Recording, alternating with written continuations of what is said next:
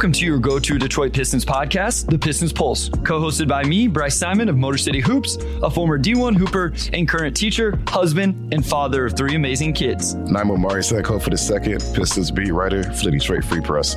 And if you can't tell, we are actually missing our guy, Wes Davenport. We didn't have the sweet intro. Listen, I'm pretty tech savvy in my old age, Omari, but last time we recorded without Wes, I tried to do the intro and go live and local recordings. I screwed it all up. I think I had my mic muted or something on top of everything. So I told Omari, we're just going to go live. We're just going to rock with it. But this just shows you how important Wes is to the show. Guys, we changed the recording time. The weather's not great out here in Kansas this morning, a little bit icy. I got to get on the road later today. So we changed the schedule up. And so if you're joining us live right now, we appreciate it. We are taking some questions for a mailbag at the end of the episode. So drop those in the comments anytime throughout. We'll try to get to as many as we can. If you're listening to it later, of course, we always appreciate you. Sorry if you planned on joining us live this afternoon. It's just the way the schedule worked out. Omari, I got to ask though, the Detroit Lions NFC Championship game. I almost had to mute you, my guy. Like, I love you to death. And you're one of 4 people on Twitter that I have notifications for, right? Where it pings me when you tweet something. And I'm like, I don't need a Lions play-by-play from Omari during this game, but I appreciate and understand. You did need the Lions play-by-play. I did not. Listen, did. Here's what I want to say, and then I'll let you cook. I am dreading a potential Lions-Chiefs Super Bowl, and not because I don't want to see the Lions in the Super Bowl. I would just legit have to stay off Twitter for almost a month if that happened, the 2 weeks leading up to the Super Bowl and the 2 weeks after. So at the end of the day, I almost don't care if they both don't make it, if one doesn't make it. But if we get a Lions-Chiefs Super Bowl, I'm going to have to check off Twitter for at least 4 weeks. I won the Lions-Chiefs Super Bowl because the Lions beat the Chiefs and got absolutely destroyed by Baltimore. I'm not saying that's rubbing in your face, I promise, because at the end of the day, the Chiefs are Pat Mahomes. And I mean, I'm sure I'm speaking for the vast majority of the Lions fan base when I say I did not see this coming. I never see any degree of Lions success coming. Like, I learned when I was young that you can never put too much confidence in this team because they could start 6-3 and miss the playoffs. They could, like all sorts of stuff. They could be leading a playoff game but then get screwed by calls. Like, you just never know. It still doesn't hit me that they're in the NFC title game. Like, that's just not a sentence you ever say as a Lions fan. And everything at this point on really is just gravy, but it's also like, if they've already made it this far, you might as well just go out and win a Super Bowl, right? So I'm rooting for that Lions-Chiefs rematch. The Chiefs would be a lot healthier. Travis Kelce back. I think he just tied the record or is like second all time in like playoff touchdowns or something. So he's like second behind Jerry Rice in everything. Behind Jerry Rice. Receptions, yards, touchdowns, and then him and Mahomes broke the record of Gronk and Brady. And that'll be a much different game the second time around. So I'm rooting for your Chiefs. Of course, I want to see the Lions take this as far as they can. And it'll be great content for the pod, too. And that's, like secondary or lower on the list of reasons why I want that match. It is still on the list of reasons. I don't think it will be. Like, you don't understand. I'm very even-keeled. I'm not emotional whenever we talk about the Pistons, the NBA draft. That is not the truth about the Chiefs, Omari. Like, I am very irrational, emotional. Like, the Chiefs already... That's what we need. No, we do not. The Chiefs already catch strays from Lions fans. Like, all year, I had people, just randomly crushing Mahomes and different things. I'm like, why are the Chiefs and Patrick Mahomes catching strays from Lions fans right now? So, listen, I would almost rather the Lions make the Super Bowl and the Chiefs not than they make it together. Like, I'm not sure I can live with that. Shout out the Lions. Yeah. We get a comment here. Hello, guys. What's up? Good morning. I don't know. Maybe you're somewhere else. So good afternoon. We do have some ratings and reviews we got to get to, Omari. We didn't get to them last week because we had our guy Keith Smith. Hey, also, the NBA needs to pay us to go live because it wasn't a Pistons trade this time, but there was an NBA trade that happened legit right before we started recording where Kyle Lowry and Terry Rozier got traded along with the first round pick going to the Hornets in that deal. But a few ratings here. This is from Mike Macheski. He said, let's keep it going. The last 2 Pistons podcasts I listened to have both ended, so I need you guys to break the curse and keep this thing rolling. Great, knowledgeable takes and never a bummer to listen to, which is tough when you're talking about the Pistons. Highly recommend for fans of Detroit basketball. Omari, I don't know about you, but I have no intentions of this thing stopping anytime soon. No, I don't either. I love doing this. I love recording every week with my guys, Bryce and Wes, and we're going to keep this thing going as long as we reasonably can. So no fears there. We are here for you every single week, and we'll guide you through this exciting, for unique reasons, Pistons season. So this is from Jorge with a bunch of numbers, or George. Love the pod. I really appreciate the work put in as a Cam Whitmore friendly pod, even though the team is trash. I also enjoy the additional Twitter engagement, avidly reading your sports takes. If you want to continue following a truly bad team, this pod is a must listen. Yeah, I feel like we're both pretty good engaging on Twitter as well. Sometimes I have steered more towards just like DMs, because I feel like you can have more real conversations through those. Sometimes not everything gets portrayed right, just whenever you're in comments and quote tweets and stuff like that. But I see you engaging with fans all the time as well. So I feel like both of us do a pretty good job engaging on Twitter. Yeah, I've always tried to do it. I just know when I was in high school, and I always enjoyed reporters engaging with fans and answering questions or talking smack or whatever. So I've been trying to cut the smack talk out. It's just, there's better ways to spend time, but I enjoy doing that. And I know we have a lot of listeners on Twitter as well. And even when I did my mailbag a couple of days ago, there were people who were like, love the pod, which, it's just always great to see that as well. So you haven't been on Twitter as much as of late. And I'm trying to be more like you, if we're being 100% honest here. Yeah, it's not like I don't want to engage with fans. It's just I have a lot on my plate in terms of, because of game theory, I have to watch general NBA. I watch a lot of NBA draft. As some know, I have some other things going on that's not media related in this world and space. And so a lot of times, Omari, I don't watch the games live. I've watched every second of Pistons basketball still this season, but a lot of times I'll just download it off Synergy and then watch the game the next morning. So, it just is what it is with that. Last night I did get to watch it live, and that was kind of nice. And so I threw out a few tweets during the game, but that's most of my engagement. Is I'm just not watching games live quite as much.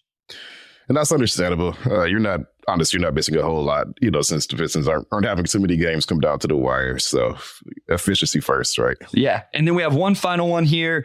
This is from Maize and Blue, said, only Pistons podcast I listen to, fan since day one. Keep up the great work. Signed Maize and Blue 313. 313.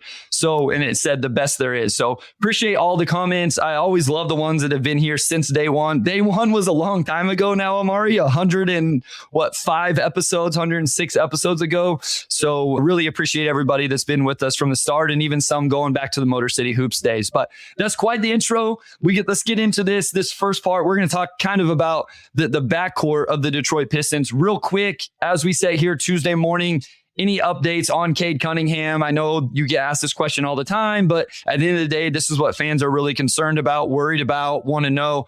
Any sort of updates, just the last update we have on Cade. Yeah, I would expect him to be back either Wednesday or Saturday. This week, they only have 2 more home games this week. Last practice we were at before the last one, I think it was last Friday or Saturday, the official return window was 5 to 7 days. So expect him back pretty soon. And then with him also, Monte Morris, I think, will be back pretty soon as well. So the Pistons are approaching full health for the first time all season. And, I think it'll be fun to kind of see it. I know we're going to talk some backcourt here soon, but it'll be fun to see how that backcourt shakes out once they do get to that point, and see whose minutes are cut into at that point.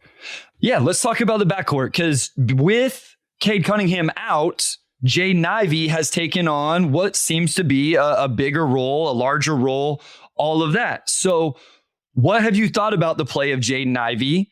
And we'll build in from that in terms of, is it sustainable? Do we like it? Maybe not everybody is impressed by it as what I am or others. Maybe you are. And then we'll talk about, can that work well with Cade Cunningham and kind of the rest of this roster? So let's just start with, how has Jaden Ivey played? What have you been impressed by, if you have been, with this play over the last couple of weeks?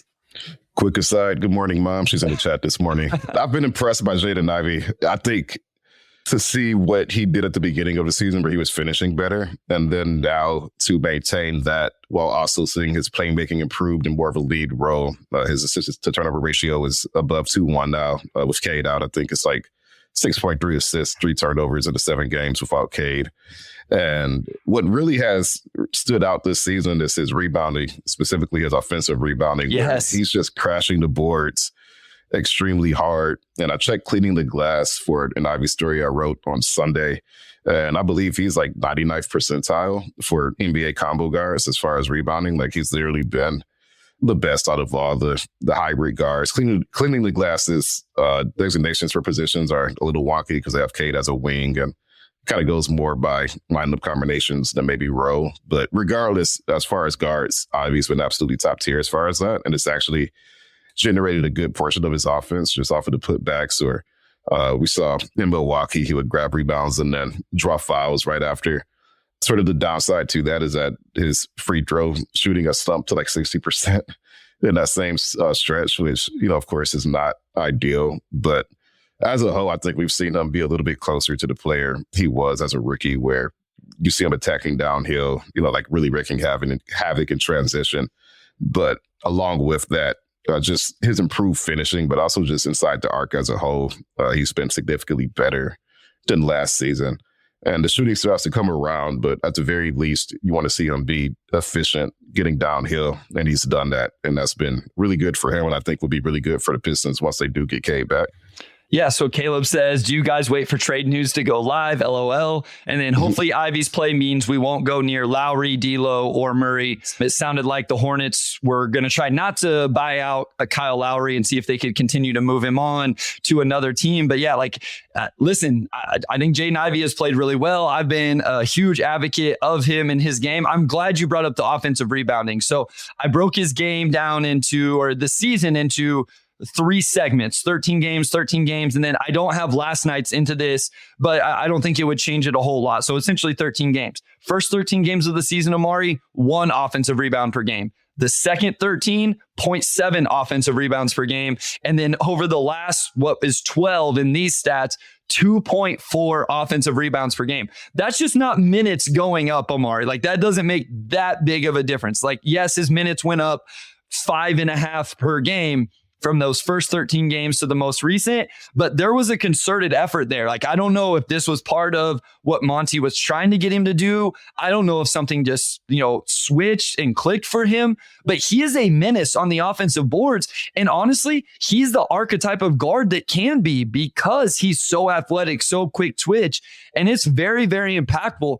Maybe this isn't something that is really sexy to people, but when you have a guy that is this talented in every other area, but then he adds something like this on top of it, to me, that really makes sense and is really impactful. And also defensively, I don't know that the numbers really show it, but I feel like he's been getting more blocks on defense as well. He has been. There's some defensive things, Omari, that I'm really encouraged by just with his second effort. It seems like he doesn't get beat quite as bad.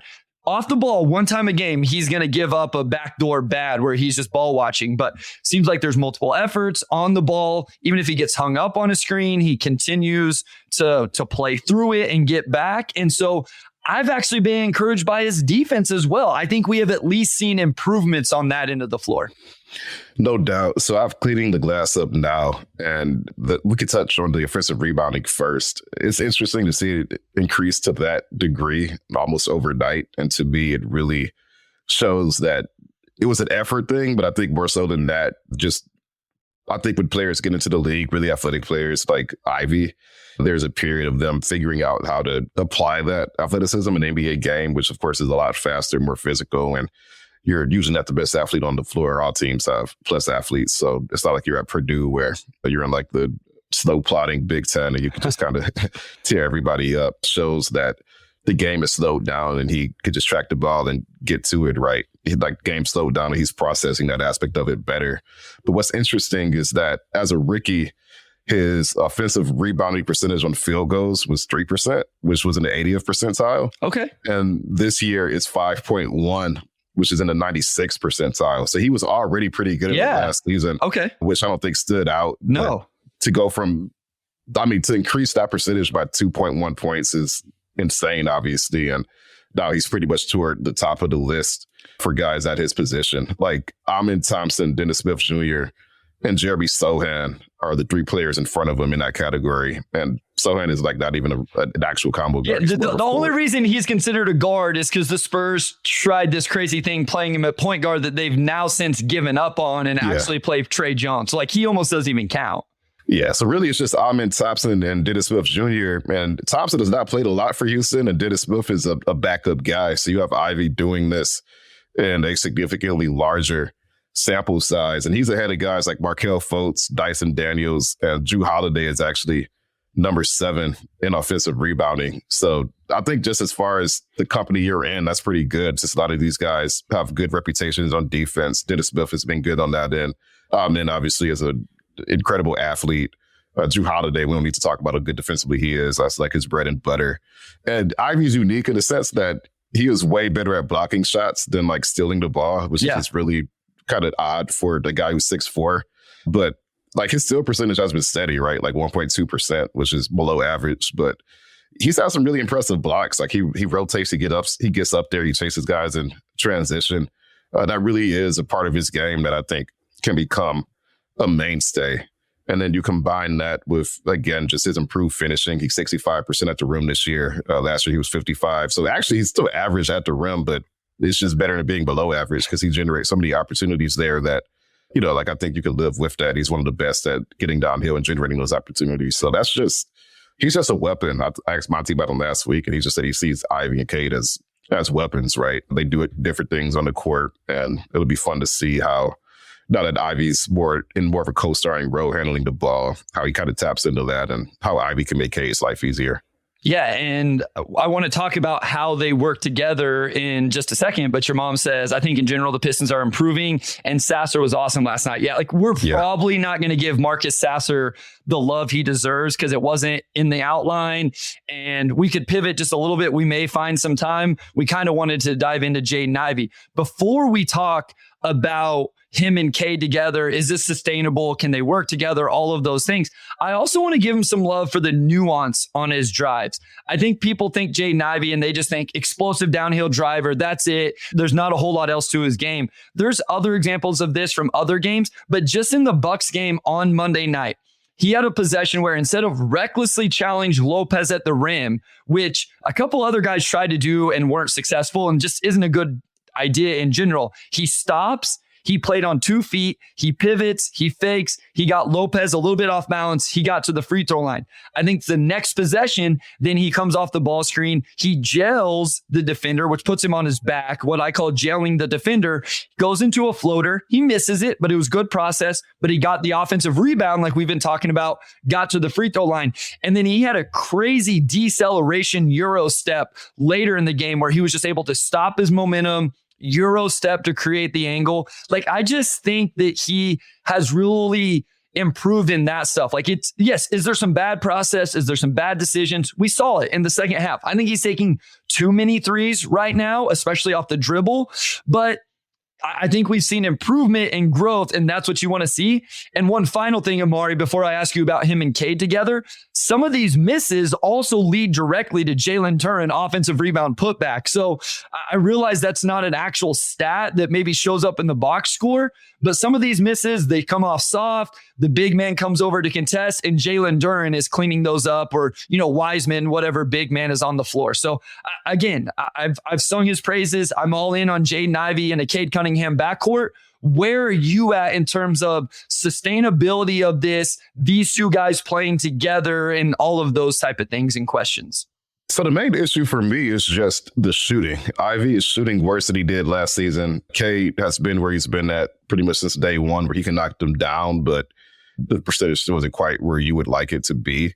And that's probably the one thing that makes me wonder the extent that teams just be able to kind of play off them a bit. But they're not going to give Cade open threes. I mean, regardless of the percentage, they're not going to give him open threes. And Ivy, you can't really give too much space because you can just blow right by you. So I think it could be a really fun combination. Just to have a guy in Cade who could really get to his own shot. He's got the tools to be a really good defender, probably the superior playmaker to Ivy. And Cade's rim pressure numbers are actually pretty solid this year. I think he's like above average at getting to the line, which is a pretty big improvement from last season where he couldn't buy a foul. Some nights, like he's had nights this season where he's had 10, 11 12 free throw attempts, which is a pretty big improvement for him. But the main thing to me is just, like coming off of last season, we saw what Ivy could do with the ball, and we're halfway through the season and we're just all getting to the point where we can do that. So we know Cade can make Ivy's life easier. What extent can Ivy make Cade's life easier? The driving kicks to get Cade open shots, or maybe you get the ball and you immediately attack. Cade, I looked at cleaning the glass. He is self-creating more looks than almost anyone else in the NBA, and he may be number one. So people talk about his efficiency, and that's actually going up a lot since early in the year. But even with that, he's had to work really hard to get to his offense with a lot of mid-range shots. And I think with Ivy on the floor, initiating more pick and roll, pushing the ball in transition, you get Cade easier buckets, which in turn helps both players. So that's something that they should be leaning into. And I think the last week and a half has showed that last season wasn't a fluke for Ivy, and he really is a primary guy that just brings a completely different look compared to Cade. All right, we got to go to a short break, Omari. When we come back, I want to stay on this for just a little bit. So let's go into this. I have some numbers on Jaden Ivey that I find interesting. I want to get your thoughts. We'll touch on that, and then we'll get into the new Pistons, Muscala, Gallo, what that maybe means. Not necessarily long-term. Obviously, those guys aren't long-term players, but is there a little shift in roster construction and how they're looking at big guys? We'll talk about all of that right after this short break.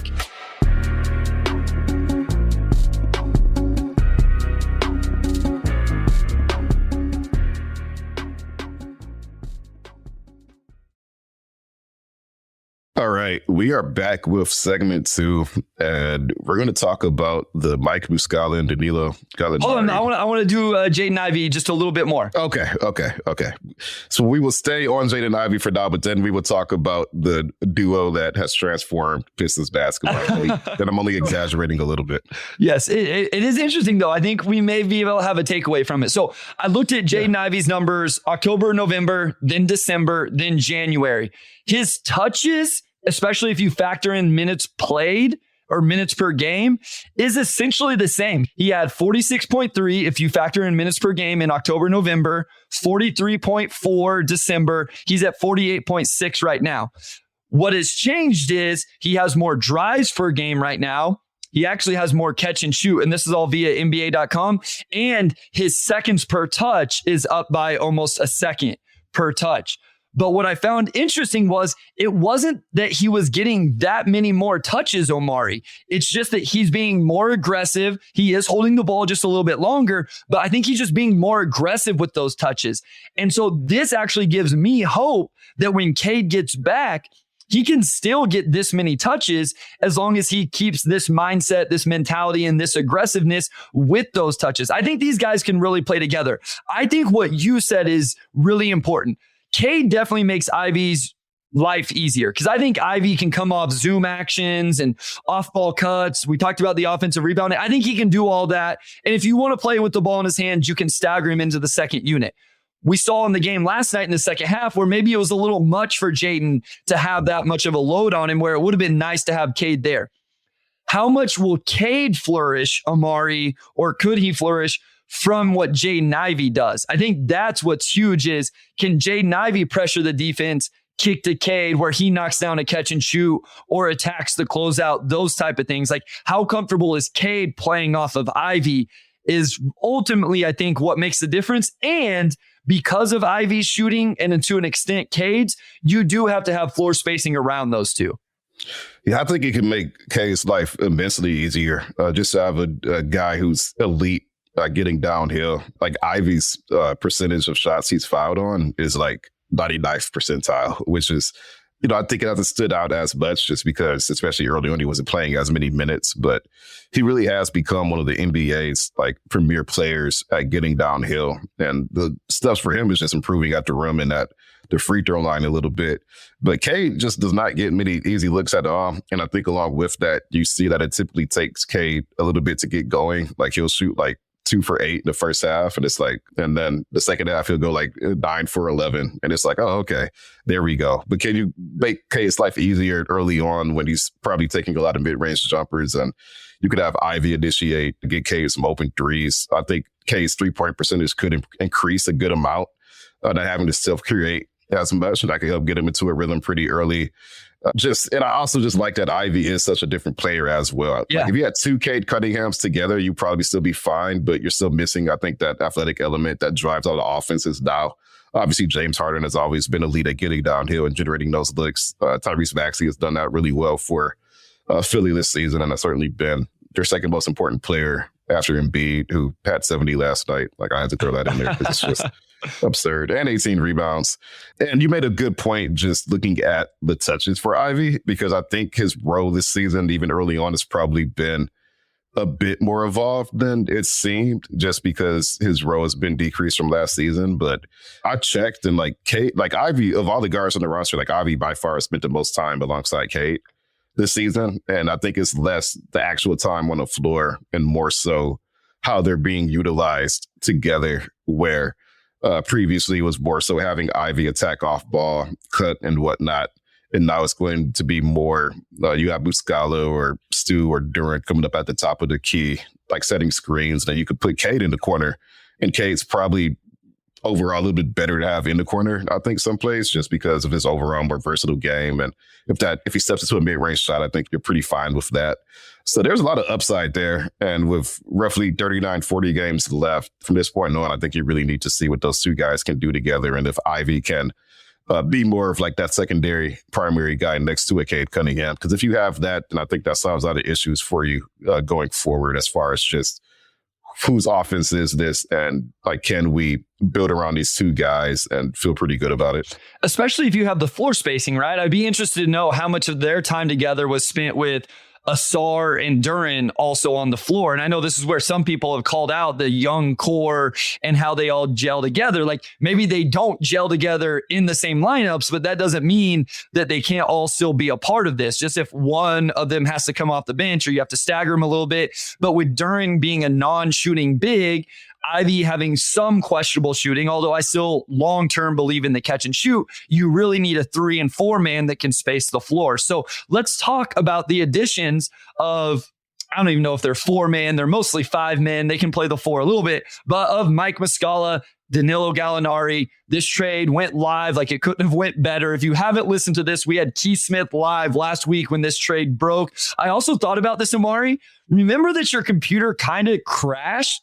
We would have been 30, 40 minutes into the episode if that wouldn't have happened. So whatever your computer did that day, it was looking out for us, because we would have been way too deep into the episode. It would have kind of messed things up. The timing of all that was perfect. My question is, they trade Marvin Bagley, who not crazy assets, but they sent out assets to acquire and gave a contract to. Then they traded Sadiq Bey for James Wiseman. So they send Marvin Bagley out, they trade for Bagley, then they send him out. They trade for Wiseman. Now Wiseman isn't even playing over Muscala or Gallo. Are we seeing an organizational shift in terms of, I'm not saying it's Muscala and Gallinari, but in terms of this organization sees the need for stretch bigs in that way?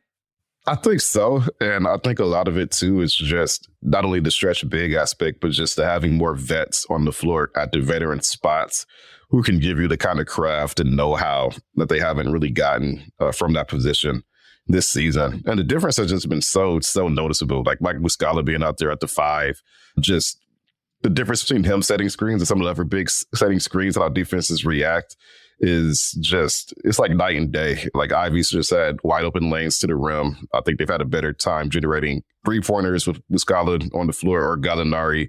And it also helps a lot that those guys have remembered how to shoot again. Muscala going 4 for 4 and then hitting two pretty big threes last night. Again, it's just huge for this team. And defensively, he's been more impactful than a lot of people would have guessed. He even admitted himself he's never been that strong on the defensive end, but just him knowing how to rotate, just the effort he's had on that end, I think in many ways has been an improvement for the Pistons. So I think part of it is that maybe once upon a time, Muscala and Gallinari were more so 4s, and in the modern NBA, they're more so 5s. We did see the Muscala during front court last night, but that was against a Milwaukee team with Lopez and Giannis and Bobby Portis. So you can kind of do that. There's going to be teams where you can't really do that.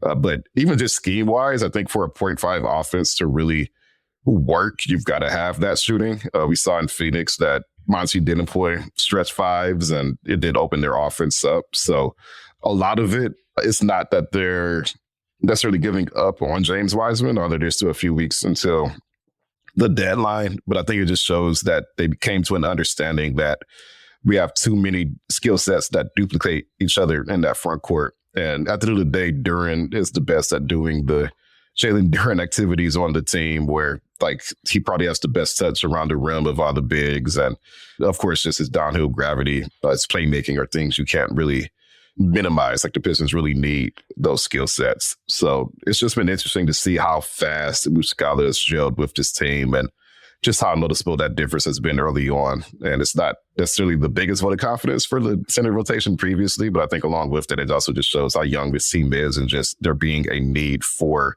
that type of veteran play. Well, I mean, those two can barely move, but they get to the right position because they've played in the NBA for as many years as they have, and they're really good with their hands. Like you can see that Gallo knows where he's supposed to go. He just can't move his feet quick enough to get there. But then he had one last night. It was a foul, but he slapped it away from Brook Lopez. I don't know if it was a pick and roll or whatever, and it went out of bounds. Like they try to make up for it, but even the fact they know where to be, I think you bring up a good point. I want to watch it closer before I'm definitive about this, but it seems like those guys do even set better screens. They probably know the little nuances of how much can I, check with my hip and where can I get away with little things.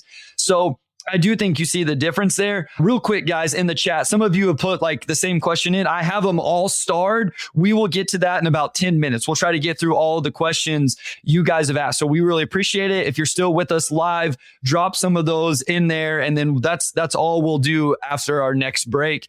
I think, listen, the process that ended up being Marvin Bagley was not good. You traded away assets to get him. You gave him a contract, and then you essentially gave away assets to like get rid of him almost. The process, what it looks like and where it's headed with James Wiseman right now doesn't look good. I'm not defending that whatsoever. Where I have a little glimmer of hope here, Omari, is it seems like maybe everybody is on the same page here in terms of, okay, this is what Monty Williams needs from his bigs. These are the types of bigs he needs. And now we see Troy Weaver maybe going out and getting those bigs. Now, these aren't the long-term answers. I think we both know that. I don't know, maybe Muscala re-signs on some nice contract and is a backup big for this team. But if those are the conversations that needed to happen and have happened, and Monty can start to get the right types of players around his roster to execute his offense, that's at least intriguing and a step in the right direction for me. I think so. This season, of course, has been a pretty dramatic wake-up call for more or less every aspect of this rebuild, right? You have to reevaluate everything. And it's clear that the dart throwing, really giving up assets to throw darts on certain guys, has not been a good process. You give up assets to get James Wiseman, who is losing minutes to 32-year-old Mike Muscala. And you give up assets for Bagley, and not just give up assets for him, but then pay him a contract that you have to give him more assets to get off of. I think just putting that much faith and confidence in the guys who hadn't previously proven it clearly was a failing strategy, right? Like you were just relying on these guys basically to live up to their draft position or just their pedigree coming out of college. And a lot of those guys just don't have the same careers in the NBA, and just the process there has not worked out. So we are seeing a pivot now. Muscala and Gallinari, of course, are on expiring contracts, and they wanted to open up that $60 million in cap space just because I believe the front office is operating with the assumption, not the assumption, more so the belief that having the cap space now ready to go puts them at an advantage over teams who are more so like, well, we could clear that cap space later. Like, no, we have it now. So, we're ready for action now. We have all these expiring. So what that becomes down the road, TBD, obviously they have to nail more trades from here. But in the short term, just upgrading the experience level for those young guys in that front court and just having that general know-how and experience has already helped this team this season, even if it hasn't produced any wins yet, to go back-to-back competitive games against the Milwaukee Bucks. And you played Minnesota pretty well. And then immediately after the trade, of course, you defeated the Wizards, which those two guys weren't on the team yet. But I think there's been a noticeable shift for this team in the last week where arguably they just played their best week of basketball since week 1, where they won 2 of those first 3 games. So slowly, but somewhat surely, you're seeing the needle move in a better direction for the team already. Yeah, I agree with that. I think just from me watching, I'm like, okay, this looks better. It seems like it makes more sense. Obviously, there's some like guys are making shots. Alec Burks has been on a heater, with his shooting, his scoring off the bench, all of those things. There's some really cool stats with him. Most 3-pointer made by a bench player since December 15th, 5th in scoring off the bench since Christmas break. That was before the game last night. So some of that is that, but also I just think maybe things are starting to gel, come together. Should it have taken this long? I don't know. I've never been an NBA coach, worked in an NBA organization. Maybe this is how it goes. So I still believe in Monty. This is from I America. And yeah, like I've seen some things that are intriguing. We still haven't necessarily seen the 0.5 offense that I was thought, or maybe it just wasn't what I thought it was going to be. I do think Monty runs some really nice sets. There's a lot of times in the game I'm like, oh, he got Boyan wide open right there. Or he'll get a shot for a guy who seems to get it going a little bit. He loves using the shooter as a screener and then setting a screen for him. So you'll see like Boyan set a back screen and then come off a pin down, or Boyan will set a ball screen and then come off a flare. So I have like some of the sets he's ran. And so, like I'm not out on Monty. I haven't loved the process, but again, maybe there's a long-term play here that I didn't see, understand, and maybe it'll all pay off. There's definitely been some rotation questions, but we'll see. And we'll see, especially at the deadline, what moves are made. Maybe the roster makes more sense for what he's looking for going forward. We have a few more minutes here. Let's touch on Marcus Sasser, man, because he was really good last night, Monday night. So let's give him a little love. He can score the ball, Omari. Like, there's going to be some defensive things just because he's so small. Like, guys can legit just rise up and shoot over him without him making them feel him because he is smaller. But I mean, when he gets it going, and I don't even think he made a 3 last night. Was it all from inside the 3-point line? Is that right? Was he 0 of 4 from 3? Yeah, no, I don't think he hit a 3 last night. It was inside the arc and at the line.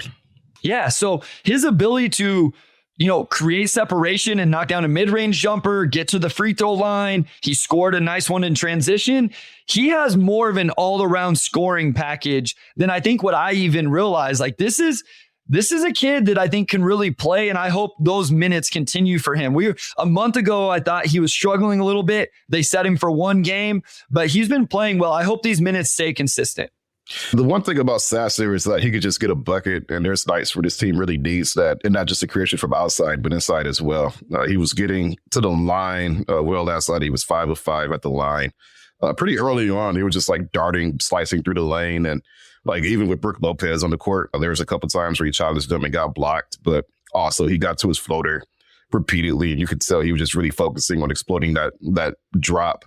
And him having that in-between game already so polished, I think sets him apart from the other guards on the roster. Alec Burks has that, especially when he draws fouls, but maybe Cade and Ivey as much are still kind of developing those aspects. And Sasser, like that's his bread and butter, is just slicing through and hitting that floater repeatedly. So we've seen that he can really, really score. It hasn't been consistent, but like when he's on, he's on. And even when Monte Morris comes back, I think you look at his guard rotation and you could say that Sasser is a guy one way or another who should probably be in this rotation. I thought he was solid defensively last night. One thing Monty's mentioned with him is that just because he's on the smaller side, being 6'2", it could be tough to like switch with him, depending on the matchup. And I think that's probably been a scheme mismatch with Monty that is something that he has had to try to solve. But overall, it doesn't come on, this team has not played good defense anyway. So you could probably live with that if it means that you're getting a guy on the floor who can not only really score, but even with his tendency to over dribble, I think he does see the floor pretty well, and like he could set guys up too. Yeah, I mean, what I would like the Pistons to be able to do is say, hey, we're going to switch with everybody but Sasser. But we've seen their struggles with communication just with off-ball stuff. We've dove into that in previous episodes. I don't think it's something they could execute. If you had Sasser, Cade, whoever else, Duren at the 5, and you don't want to switch with him, and you say, okay, we're going to switch 2 through 4, but not with the 5 and not with the 1, or, if Sasser, quote unquote, the 1, I don't think they could execute that scheme. Big picture, long term, I would love for this team to be able to do some creative things like that, switch up what their ball screen coverages are, depending on who's using it, who's defending it.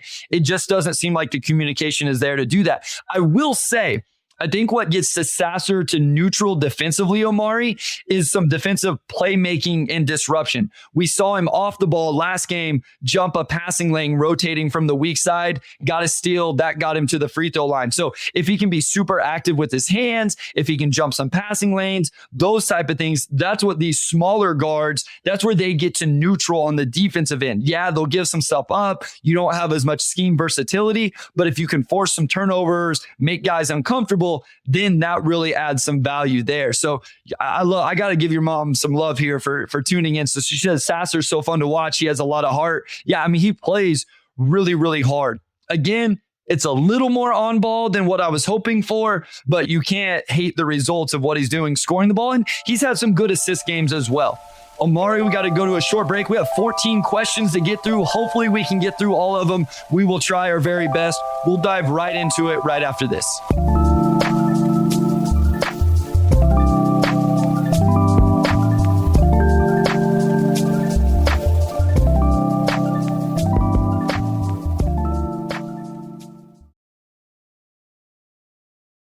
All right, we are back with segment 3, and big thanks to everybody who has sent us a question. We're going to go one by one, and we're going to try to get through all of them, so we're going to have to move somewhat quick.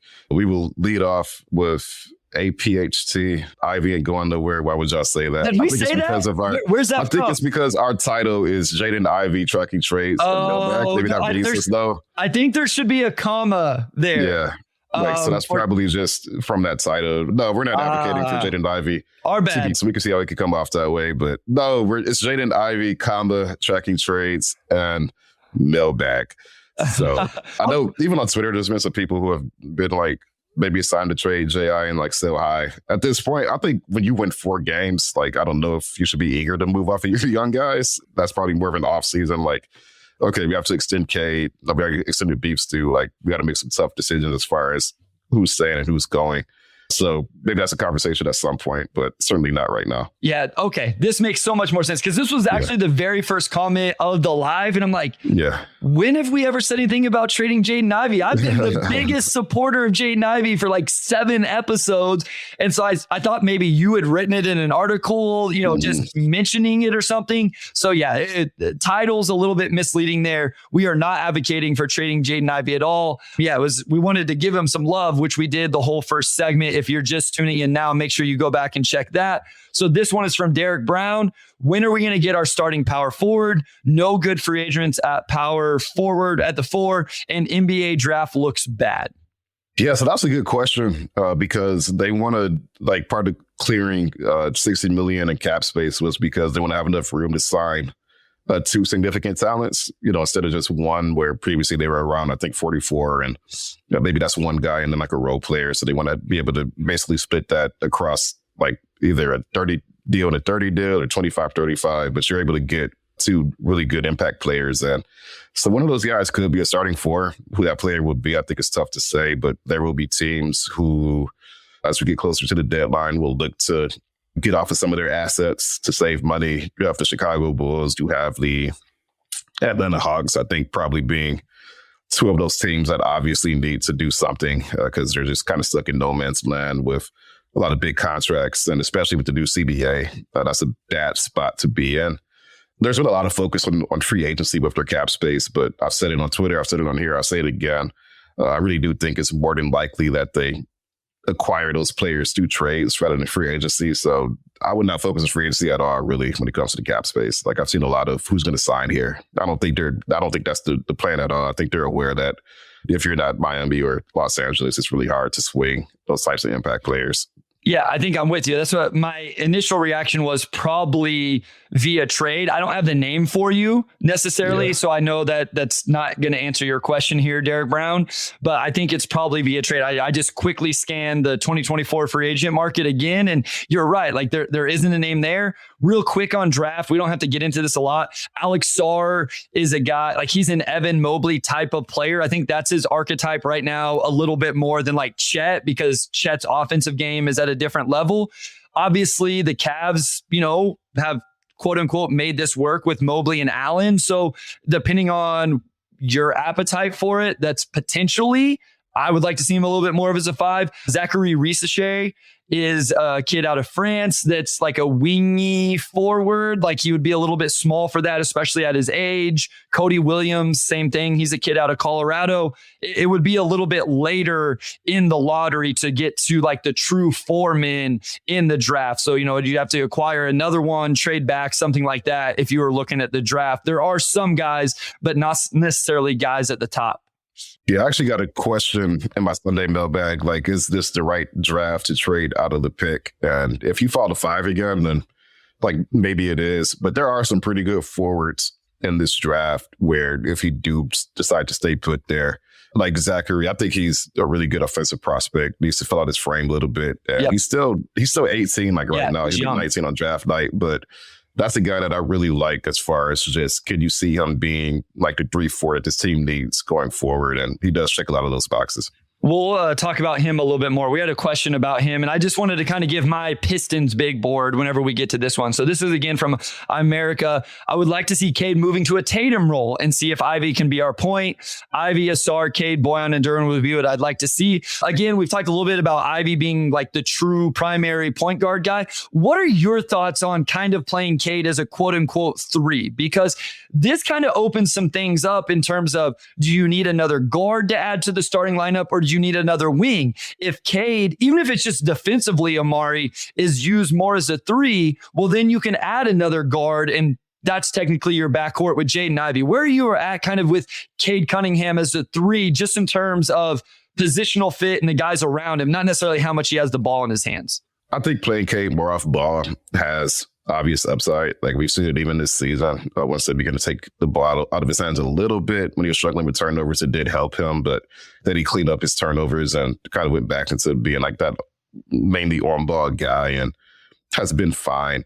Tatum still does a lot of initiating for Boston, so they do have a point guard, but if you looked at usage, like I would assume Tatum's usage is probably still the highest on that team, even when, Marcus Smart, like whoever, like I think that Tatum's still a primary guy for them in a lot of ways. So the distinctions are a little arbitrary, but like I get the overall sentiment of just having a table setter, and Cade's not the guy setting the table every single possession, which with Ivy, I think you could do that most certainly, given his speed that we talked about earlier. And, Monty's talked about how unselfish those two guys are. So Cade doesn't really have Tatum's size, right? Like Cade's 6'6", and Tatum's like a legit like 6'9". Like we see Tatum in person. There's some guys who look bigger in person than they do on TV, and Tatum's like toward the top of that list. Like there's a pretty significant size difference between him and Cade. So you really can't plug Cade into the Tatum role to the same extent, just because there's just some stuff, especially defensively, that he can't provide that Tatum does. But going forward, there probably is upside to taking Cade off the ball a little bit more. Kyle Met says, I think moving Cade to the 3 diminishes his size advantage, but playing more off ball, the 2 would be good for him. I think that's a lot of things like you just outlined there in terms of a lot of it just has to do with the size. Like he isn't, like even just in his shoulders and his upper body, you can tell a little bit of a difference there, maybe even height wise. We had the same trade brought up from 2 different people. So I don't know if this is like floating around somewhere or whatever. NBA trade season off Twitter, Boyan and Burks to the Knicks for Fournier, Quentin Grimes, RC Diacono, Detroit's, it says 24 first. I assume they just mean removing the protections on that, and a Brooklyn 2025 second. Motown Og also had this exact same one. My initial reaction, Omari, is the Knicks are giving up way too much in that scenario. And I do like the idea of Grimes. That makes sense. But Grimes, I guess that first round pick does have a lot of protections and isn't going to convey for a while. It just seems like a little bit too much from the Knicks. Yeah, if you're getting Grimes and the first back, and that's the first that the Pistons, I think, initially traded to Houston to get Isaiah Stewart, and then it's changed hands a couple times. Yeah, it's gone around the league a little bit. But it's like New York now, and based on Detroit's current trajectory, they're not going to convey that pick anytime soon. So just to get that back, I think would be a plus. But if you're doing that, it's probably the pick or Grimes. I don't think you would get both. Like, I think that would just be an absolute no-brainer steal for Detroit. And New York probably doesn't need to give up that much for 2 expiring veterans. So if you get Grimes, I think that's good. If you got the pick, that's good. But to get both is probably an overpay for New York. Yeah, I'm thinking like Boyan, you're going to get a first round pick I think his value is like a first round pick and Burke's value is probably a second round pick, right? Something like that. So that would kind of equate to what you're saying where Grimes or that first round pick. Like maybe it's not, but that kind of is my vibe. This is from Camille. Would you trade Isaiah Stewart for Dorian Finney-Smith straight up head to head? I would think about it. So they are different players. I think in some ways, Dorian Finney-Smith does fit this Pistons team as a guy who's more of a 3-4 than a 4-5. And along with that, I'm looking at his 3-point percentage, and he's shooting 38.6% this season on 5.4 attempts, which is very, very healthy. 36% for his career. But in the last few seasons, since 2019-20, he is a 37.8% three-point shooter. So that's really, in a lot of ways, I think the 3-and-D wing that this team really, really needs and has lacked, not just this season, but in years past as well.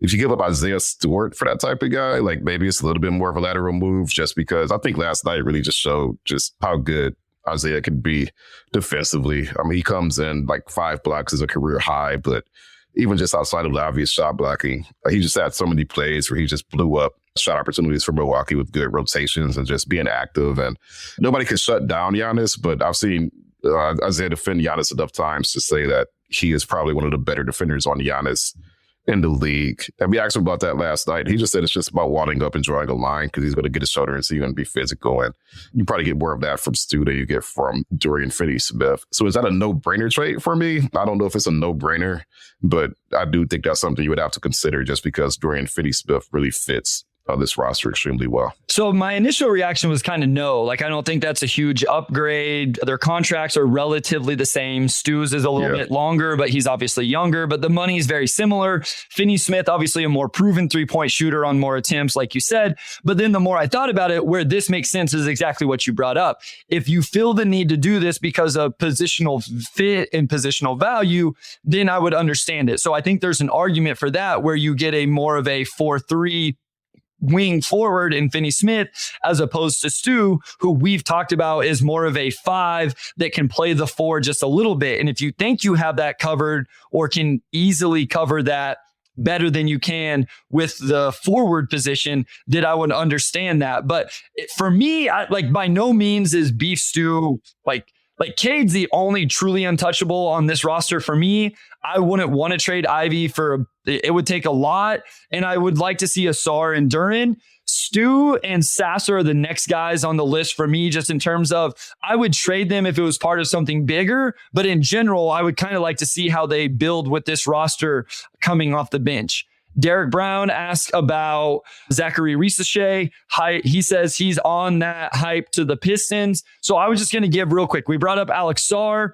He plays in the NBL for the Perth Wildcats. He's currently injured. Risachet, Cody Williams is a wing at Colorado that's real multiple, versatile wing forward that can do different things. Jacoby Walter is more of like a guard wing 2-3 at Baylor that can really shoot it. Ron Holland is a guy in the G League Ignite that a wing that has some explosiveness, hasn't shot it well. And then Matas Buzelis, also in the G League Ignite, came into this season with the rep as a 3-point shooter and floor spacer, struggled to shoot a little bit, but he's a little bit like some of the comps I get. I don't love it, but is a little bit like the Franz Wagner, where he can put it on the deck a little bit and be a little bit well-rounded offensively. Matas ain't going to guard on the ball very well, but has a good feel for the game. Those are some of the names at the top that I think make sense for the Pistons. And Nikola Topic is another guy, but he's like a true on-ball guy that I don't think makes a lot of sense for the Pistons. Yeah, I'm excited to get into draft season a bit here, and I've been diving more into the names that could be available for Detroit at the top, simply because they would be at the top.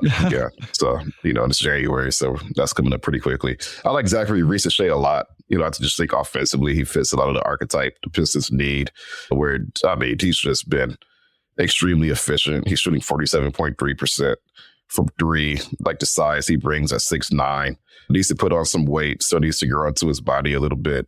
But, he just seems like a guy that like 2-3 years down the road, he could just really be the type of wing that this team has lacked. Like, I can't remember the last time they drafted a wing who was just like his strength was scoring. Like, it's always been like defensive types who need to develop in some capacity. So there's some intriguing guys. This is not like the strongest draft, but it may be like a 2013 draft for the top 10. It's just like a barren wasteland. But then you see some of those other names really pop up later on, that like Giannis, who was like, I think the 10th or 12th pick that year. So this will be a fun one just because it won't be, well, if they don't get Wemby, what happens? It's more so, here are the 8 guys who could go number 1 and what do they all bring to the table?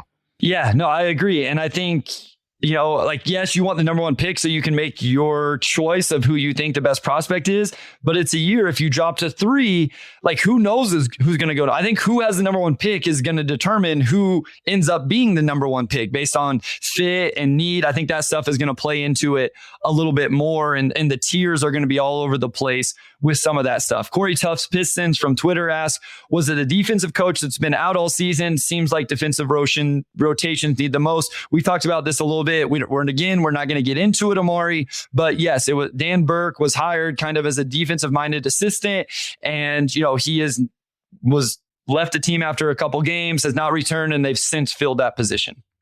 Yeah, it's a personal family matter. Like, I know that it is, but it's just, the organization's kept it private. And I don't think the reason in the grand scheme really matters. Of course, they brought in a new assistant head coach to kind of fill some of the role that Dan Burke previously had, which to me illustrates that they're not expecting to get Dan Burke back anytime soon. And we're already halfway through the season now at this point, and he hasn't been seen since like week 2. So, obviously, prayers to him and his family, and hopefully everything's okay. But I would not plan on Dan Burke being back. I don't know for a fact when he's going to come back, so I don't want that to come off as like, I know he's not going to come back this season, but the Pistons are moving as though they're going to be without him for a while. Yeah, and obviously thoughts and prayers with whatever he has going on in his personal life. Caleb says, in my mind, every member of the organization is auditioning to remain with the team next year. What would you need to see from Troy Weaver this year in order to want to keep him for next year? I mean, I'll just say it seems like the organization has decided they're going to let him work the trade deadline and the offseason. And I've kind of talked about this, Omari. If that's the case, I hope that there was a plan presented where Troy showed what his plan was for the trade deadline, for the offseason. That the biggest thing for me is mistakes have been made. You can't deny that. We've talked about the process. Can you show that you've learned from those mistakes? So I think those things can be shown behind closed doors that we're not privy to. And then over the next 6 months, hopefully we will see some of that. We talked about that a little bit with it sucks what they've given up to get Bagley and Wiseman and those guys not even part of this. But if the answer now is we understand that we need some floor spacing in the front court, then that's a step forward, learning from the mistakes that have been made in the past. So that's what I would like to see is, can you show that you've learned from the mistakes that have been made in the past? Yeah, I think what's tough in this situation with Troy, and I guess I'm thinking more from like the front office or ownership has already decided clearly like he's going to be the GM through the trade deadline. But what could he do at this point that inspires faith? Sure. In the season where the team has 4 wins and is on pace for like a historically bad record. It's like you almost want to see something at that point that like really puts this team on like a really positive trajectory before the trade deadline, right? And what kind of deal is that? I mean, I think that's really tough to say. Like, can you turn expiring contracts and no other assets into Zach LaVine? I mean, I think that would be a pretty popular move, even though he's got the injury history, obviously. But if you're not getting up assets, like probably not as much harm in that. It's tough. I think the answer to that is just entirely subjective. Like me personally, I really don't know. Like I haven't viewed it from like a fan standpoint. I've viewed it more from like these are the moves that haven't worked out. So how do you navigate out of this? And a lot of that would just be dictated by what teams are willing to settle for. I think at the deadline, right? If you're Chicago and you're not getting the assets you want, at what point do you just pull the plug and say, let's just take these expirings and at least get the flexibility back, which is still a good deal for them overall, I think, just to get that flexibility.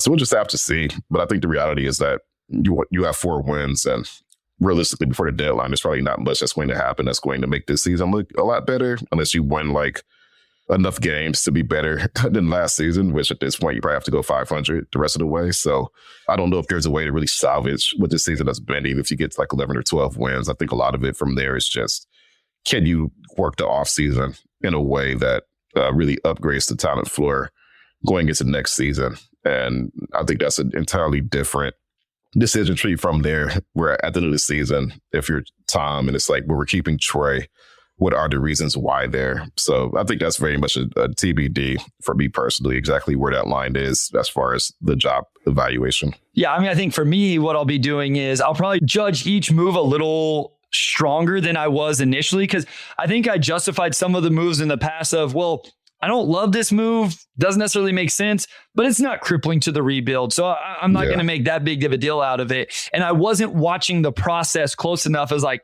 okay, this was bad process. This was bad process. This was bad process.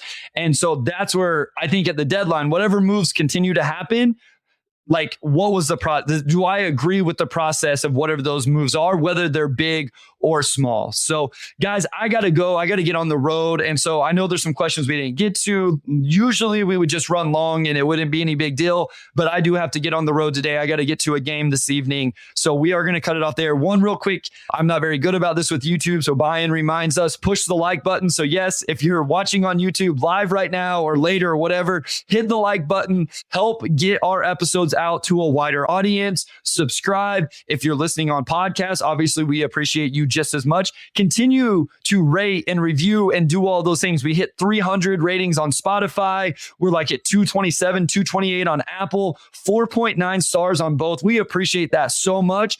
And that truly does just help us expand and get us out there. And whenever this team starts winning and being better and all of those things, and people just, search Detroit Pistons podcast, we want to be the first one that comes up. So if you like what you're hearing, not only tune in, but please also rate, review, like, all of those things. Derek Brown says best Pistons podcast out there. We appreciate that very much. Thank you so much. Omari, take it away, my guy. Yeah, I mean, to reiterate Bryce's point, we love to support everything we've gotten. So feel free to hit like and subscribe. It's like a YouTuber. Hit like and subscribe for us so that we can continue to do this podcast that we love. And with that, I'll close this out. Big thanks to our audio producer, Robin Chan, our editor-in-chief, Nicole Avery Nichols, our executive producer, Anjanette Delgado, and sports editor, Kirkland Crawford. And also shout out to Wes, who will join us next week. And we'll talk to you all soon.